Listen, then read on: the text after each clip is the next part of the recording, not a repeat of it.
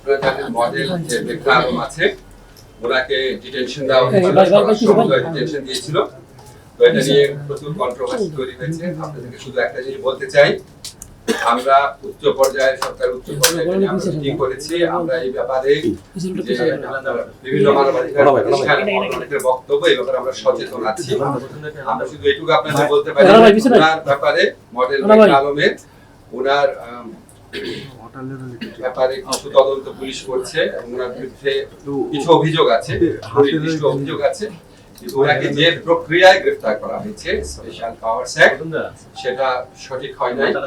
তো ওনার যদি কোনো অপরাধ থাকে সেই অপরাধের প্রেক্ষিতে যথাযথভাবে স্বরাষ্ট্র মন্ত্রণালয় ব্যবস্থা করতে হবে। শুধু আপনারা এবং একটু আমরা স্বীকার করছি গ্রেফতারের প্রক্রিয়াটা ঠিক হয় না, কিন্তু গ্রেফতারের প্রক্রিয়া ঠিক হয় নাই মানে ওনার বিরুদ্ধে অপরাধের কোনো আপনার আলামত বা অভিযোগ নাই এটা না, সেরকম কিছু আছে। সেটার প্রেক্ষিতে করণীয় কি আছে সেই ব্যাপারে স্বরাষ্ট্র মন্ত্রণালয় আপনারা খুব অচিরেই দেখবেন স্বরাষ্ট্র মন্ত্রণালয় উপযুক্ত ব্যবস্থা গ্রহণ করবে।